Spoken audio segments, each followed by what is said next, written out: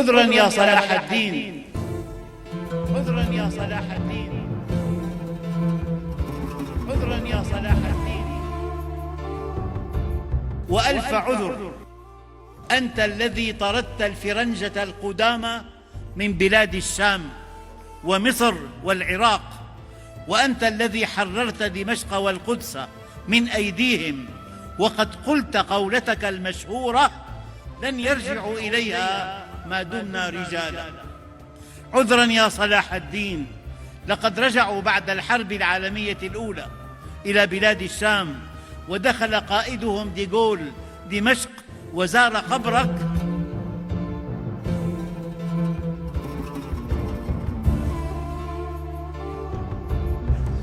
وقال: ها قد عدنا يا صلاح الدين. وينك صلاح الدين؟ وين المجد تاج الجبين؟ الله أكبر يا ربع، ضيعنا أمجاد السنين. شدوا فعذرا وألف عذر.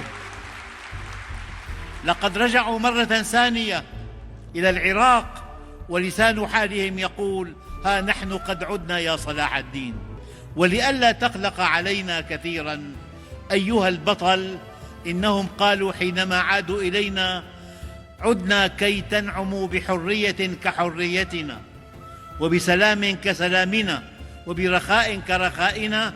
وهم يخططون لشرق أوسط جديد وكبير. ولا أتمنى عليك أيها القائد الفذ أن تسأل: هل تحقق لكم ذلك؟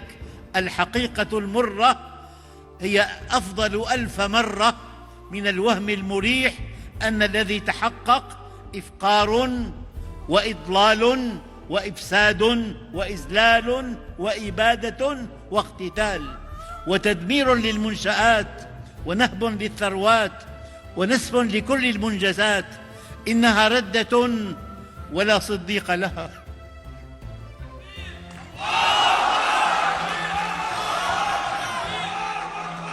إنها هجمة تترية ولا قدس لها. إنها حملة فرنجية وأنت غائب عنها. عذرا لك يا صلاح الدين، لقد كانت معالم الحزن والأسى ترتسم على وجنتيك، ولم يكن للابتسامة طريق إلى شفتيك. فلما كنت تسأل: لماذا لا تضحك يا صلاح الدين؟ لماذا لا تضحك يا صلاح الدين؟ لماذا لا تضحك يا صلاح الدين؟ فكان جوابك المتكرر: إني أستحي من الله أن أضحك، وما يزال المسجد الأقصى بيد المعتدين.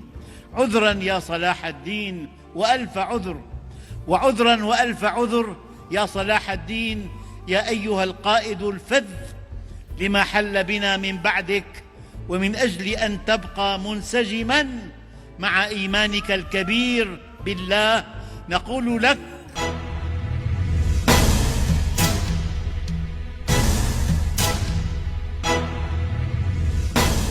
هان أمر الله علينا فهن على الله.